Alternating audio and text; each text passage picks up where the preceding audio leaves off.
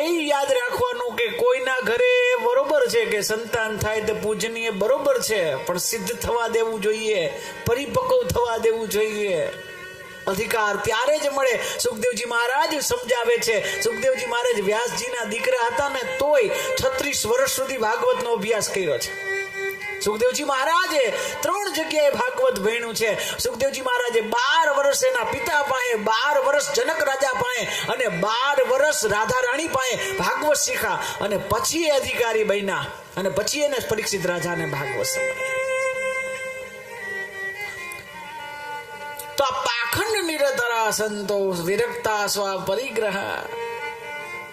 કળિયુગ આવ્યો છે અને કળિયુગમાં આમ જ હોય, બહુ જાગૃત અવસ્થામાં રહેવાનું છે.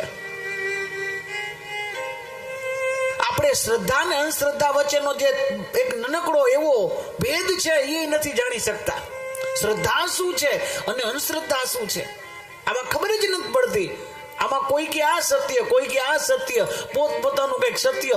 અરે મારા વાલા, આ જોઈ છે ત્યારે એવું લાગે બધાને કઈક સર્કલ કરવા છે, બધાને કઈક ચકેડા કરવા છે અને ચકેડામાં બધાને પોતાના કરી લેવા છે.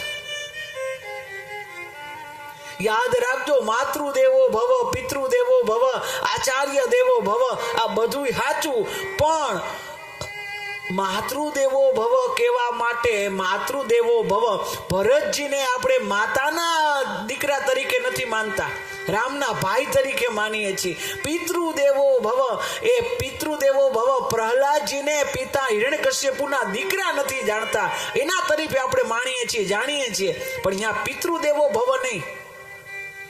અને આચાર્ય દેવો ભવ, ગુરુ મહારાજ શુક્રાચાર્યજીને બલિરાજાએ પોતાની આજ્ઞાનું ઉલ્લંઘન કર્યું કે ગુરુ કે એમ ન થાય, નકર ત્યાં તો લાગવું જોઈએ, અહીંયા આચાર્ય દેવો ભવ એવું લાગવું જોઈએ, પણ ત્યાં નથી માન્યું. એટલે ભરતજીએ પોતાની માની વાત નથી માની, પ્રહલાદજીએ પોતાના બાપની વાત નથી માની અને અહીંયા ગુરુ મહારાજની વાત નથી માની, અને છતાંય આ ત્રણેયની કથા આપણે કરીએ છીએ.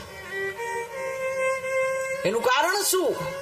એ સમાજને શીખડાવવા માટે કે આ માતૃદેવો ભવ સાચું, પિતૃદેવો ભવ સાચું, આચાર્ય દેવો ભવ સાચું, પણ મામાંથી માં બોલે તો બરોબર, મામાંથી પોતાના નિજ આગ્રહ બોલે તો માતૃદેવો ભવ નહીં.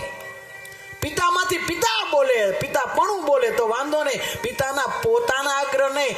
અને એ જ યદુવંશમાં એવું જ થયું. યદુરાજાના પિતાએ યૌવન માંગ્યું હતું, યદુરાજાએ ના પાડી, મારે તમને યૌવન નથી દેવું, કારણ કે તમારે સંસારના સુખો માટે મારું યૌવન જોઈ છે, હું ન દઉં. એ પિતાનો આગ્રહ ન માન્યો તોય કૃષ્ણ ભગવાન એના વંશમાં પ્રગટ થયા. તો પિતૃદેવો ભવ અહીંયા હોવું જોઈએ પણ નથી.